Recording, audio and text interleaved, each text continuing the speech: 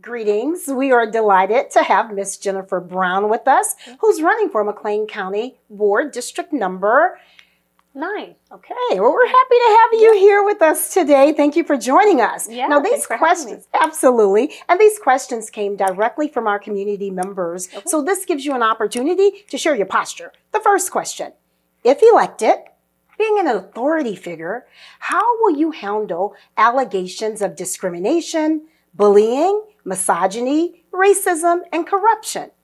This question was posed in light of what's happening with Epstein, where people knew that something wasn't right, but they didn't use their voices to speak up. How would you handle that? So I think the question is asking, how would I handle standing up for, like, if those sorts of allegations are happening amongst our elected officials? And I think this is a super nuanced question because there's so many details that I think we're missing sometimes. But I do think that as you start seeing more evidence and seeing some of the, testimonies from these survivors and these women, like, we have to believe women and we have to believe those survivors of those items. So, I think I would want to come from a place of being educated on the topic and making sure I'm doing my research and my due diligence and not, jumping to conclusions without the full picture. Thank you for that, Jennifer. And our community base had questions about integrity. So the next question is, what actions are you willing to take to fight corruption in local government and the justice system? Yeah, I think that's a really great question. I think really important, especially coming for your, an important question to pose to your elected officials. I pride myself on my integrity in my personal and my professional life. So I think that's something that I would be able to bring to a county board position. I don't hesitate to ask questions when things don't make sense. I like to make sure that I understand the full picture on items so that I can make an informed decision that's in the best interest of our McLean County citizens. So I think I'm in, based off my past experience, I think I'm in a unique position to be able to put those pieces together and call out things that don't make sense. Thank you, Jennifer. Now, what is your position on qualified immunity, and are you willing to support reforming qualified immunity efforts? I'm not, what do you mean by qualified immunity? Can you explain that a little bit more? Yes, I appreciate that. So for some law enforcement members, there might be immunity if there is an act that is committed against a citizen that was deemed inappropriate, whether it's police violence, etc. So they have that protection, that shield of protection, therefore the name qualified immunity. Does that help out? Yes, that does. Thank you so much for explaining that. Absolutely. So I'm not sure I'm the most educated on this topic, so I will kind of speak a little off the cuff, but I might keep this a little more high level because I feel like that might be something I need to look into more and educate myself on more. But I think our law enforcement officers have a tough job. They have to make some very split-second decisions, and so I think that there is a space where, perhaps they're following, like, their training and their letter of the law. But I think it can very easily fall into the side of maybe they're making bad choices in the moment. And so I think that they should be held accountable when it's reckless or when it's, discriminatory. I think to the situation that happened, I think it was in Springfield, where the police officer showed up and, it was a house call and the lady was following everything she was asked to. And then, it ended up being a very deadly situation. So I felt very strongly about that scenario and that was mishandled. And I'm glad that the courts agreed with that.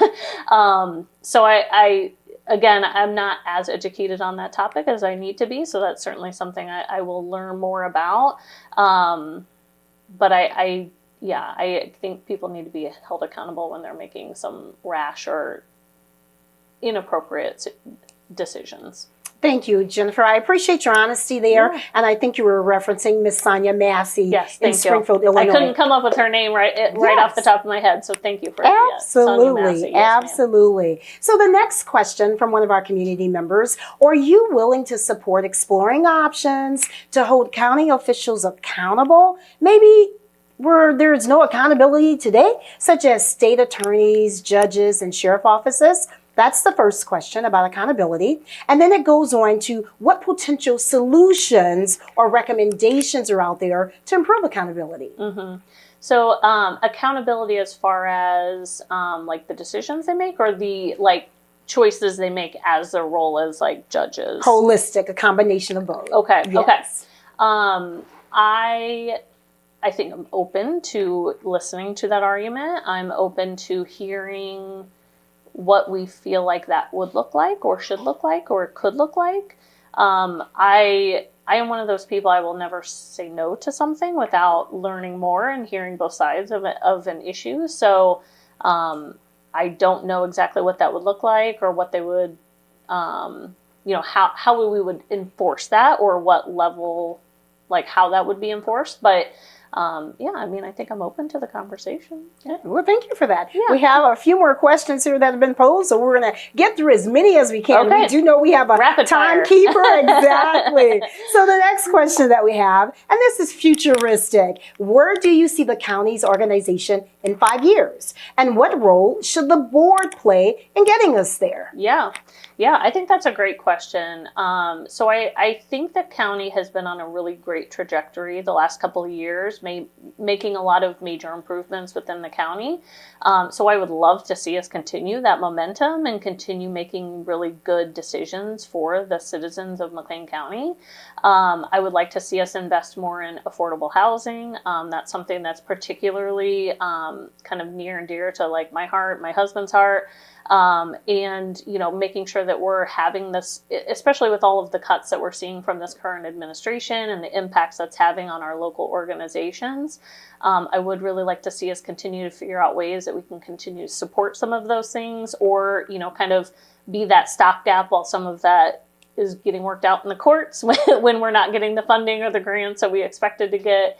So I don't know. I mean, I think the future looks optimistic for McLean County. So I just hope that we can continue on that, path. Thank you, Jennifer. Mm-hmm. And without a shadow of doubt, immigration has been in the media from a local, national level, of course. Yes. What is the role of the county to assist immigrants when it comes to services? What do we do? Yeah, I think that's a really great question. And I know that we have some incredible organizations in Bloomington or in McLean County. I know we have the Immigration Project, who's done some really great work.